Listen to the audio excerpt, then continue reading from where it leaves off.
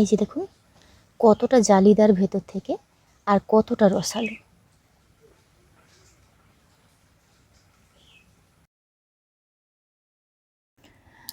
নমস্কার বন্ধুরা, আমার চ্যানেলে আপনাদের সবাইকে স্বাগত। দোকানের মতন পারফেক্ট রসগোল্লা বানাবো, তাও কোনো রকম লিকুইড দুধ ছাড়া গুঁড়ো দুধ দিয়ে।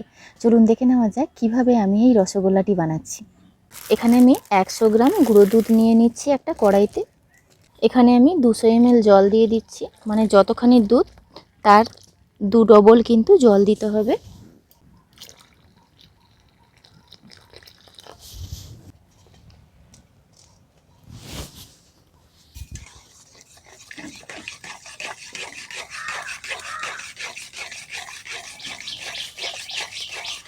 খুব ভালোভাবে দুধটা মিলিয়ে গেছে, একটুও দানা নেই, অনবরত নাড়তে হবে। একটা বাটিতে জল নিয়েছি আর একটা লেবু নিয়েছি, লেবুর রসটা বের করে নিচ্ছি আর এই জলের সঙ্গে মিশিয়ে নিচ্ছি।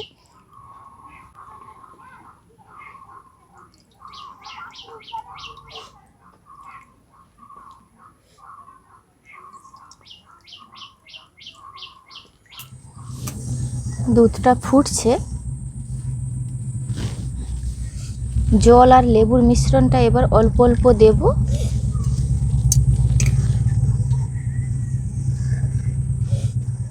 দুধটা দেখুন ফাটতে শুরু করেছে।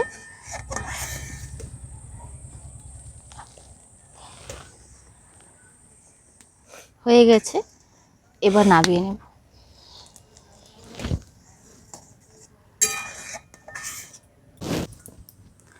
একটা পরিষ্কার সুতির কাপড় নিয়ে নিয়েছি, এর মধ্যে ছানাটা দিয়ে কিন্তু ধুয়ে নেব।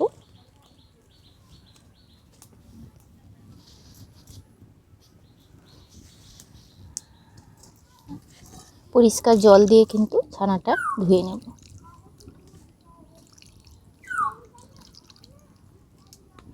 লেবুর যে টক ভাবটা, এটা কিন্তু থাকবে না। খুব ভালোভাবে ধুয়ে নিয়েছি।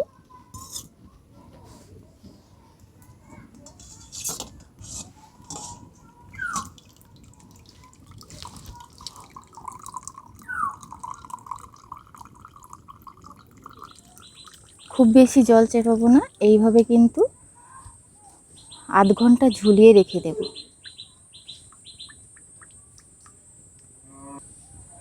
ছানাটা কিন্তু এখানে খুব বেশি জল ঝরানো হবে না।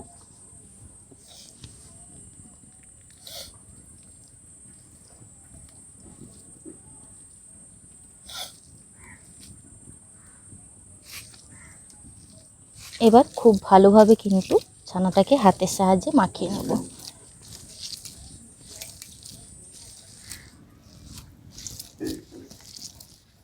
এরকম ছানাটাকে কিন্তু একদম সফট করে মাখিয়ে নিয়েছি। একটু আপনাদেরকে দেখিয়ে দিই, এইভাবে কিন্তু একদম দানা নেই, এইভাবে প্লেন করে নিতে হবে। ছানাটা কতটা সফট আপনারা দেখেই বুঝতে পারছেন। এই ছানাটা তৈরি করার ক্ষেত্রে প্রধান গুরুত্বপূর্ণ বিষয় হলো ছানাটাকে বেশি জল ঝরানো যাবে না। অবশ্যই কিন্তু একদম চিপে চিপে আমরা যে পনির বানাই ওইভাবে কিন্তু জল ঝরিয়ে নিলে এই রসগোল্লাগুলো শক্ত হয়ে যাবে। এইভাবে সফট করে মাখাতে হবে, কোনো কিছু না দিয়ে কিন্তু এইভাবে সফট করে নিয়েছি ছানাটা। এবার চিনির শিরাটা বানিয়ে নেব। ছোটো বাটির 1 বাটি চিনি দিয়ে দিলাম, 2 বাটি জল দিয়ে দেবো, 4টে এলাচ একটু থেতো করে নিয়েছি।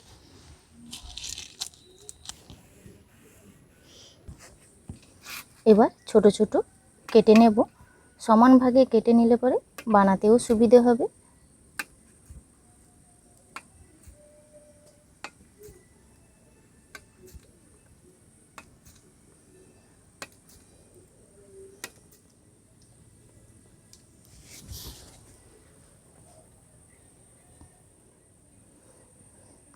এইভাবে একটা একটা বানিয়ে রাখবো।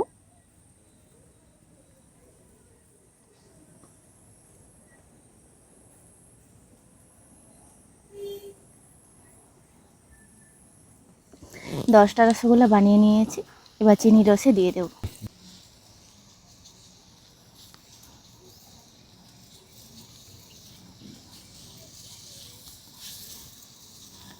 সবগুলো দিয়ে দিচ্ছি।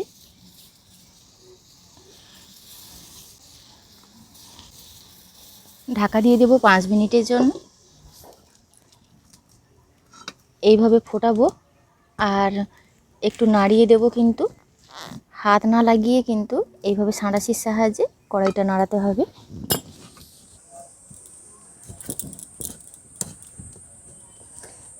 একদম 2 ডবল হয়ে গেছে ফুলে। এইভাবে কিন্তু নাড়িয়ে দিচ্ছি, আর জালটা কিন্তু একদমই বেশিতে রেখেছি, 5 মিনিট বেশি জালে ফুটবে। 5 মিনিট বেশি জাল দিয়ে বসিয়ে রেখেছি। এবার একদমই জালটা কমিয়ে দেব, নেভানো আছে, আরও 5 মিনিট বসিয়ে রাখবো। ঢাকনাটা খুলে একটু নর্মাল জল দিয়ে দেবো। চিনি শিরাটা 5 মিনিট ফোটার কারণে একটু ঘনত্ব বেড়ে গেছে।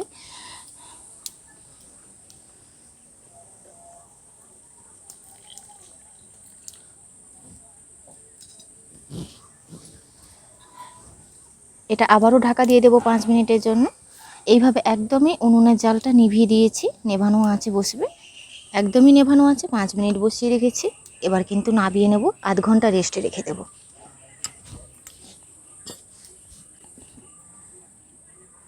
এইভাবে কিন্তু আধ ঘন্টা রেখে দেব। আধ ঘন্টা পর চলে এসেছি। এবার রসগোল্লাগুলো নাবিয়ে নেব একটা প্লেটে এবং আপনাদেরকে দেখাবো।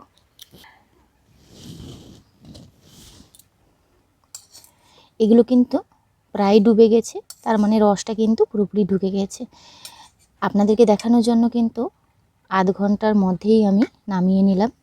তবে আপনারা কিন্তু 2.5-3 ঘন্টা এইভাবে রেস্টে ছেড়ে দেবেন, রসের মধ্যে ডুবে থাকলে অনেক ভালো হবে।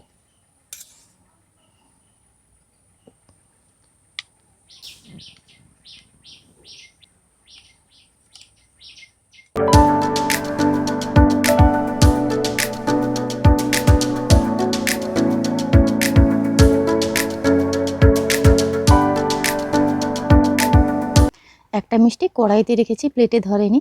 আর মিষ্টিগুলো দেখাচ্ছি আধ ঘন্টার মধ্যে কতটাই রসালো হয়েছে আর ভেতর থেকে কতটা স্পঞ্জি হয়েছে।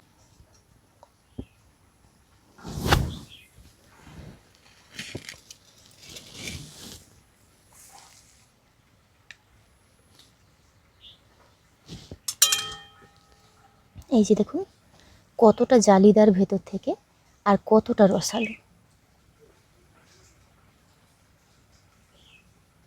না একটু না, কেমন টেস্ট বলো?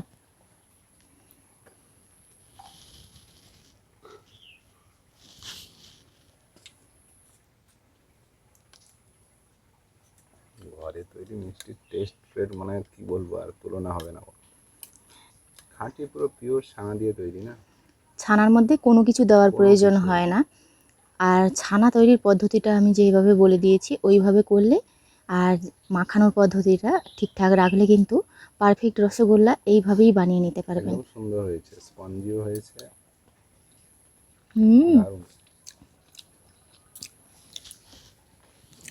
দোকানের রসগোল্লা থেকে অনেক গুণে ভালো হয়েছে খেতে, অসাধারণ টেস্ট হয়েছে। আর কি বলবো, ভেতরটাও আধ ঘন্টার মধ্যে এতটাই ভেতরে রসালো হয়ে গেছে কি বলবো। আপনারা কিন্তু অতি অবশ্যই আরও 3-4 ঘন্টা রেখে দিলে পরে আরও ভালো হয়। আজকের ভিডিওটি এখানেই শেষ করছি, দেখা হচ্ছে পরবর্তী একটা নতুন পর্বে। আপনারা ভালো থাকবেন, সুস্থ থাকবেন, সাবধানে থাকবেন। ভিডিওটি ভালো লাগলে অবশ্যই লাইক, শেয়ার, কমেন্ট করবেন।